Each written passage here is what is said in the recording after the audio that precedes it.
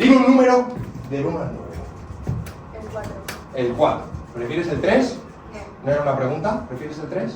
No, de verdad. Esto tiene lección. Dime un número. El 4. El 4. Bien, el 3. Venga.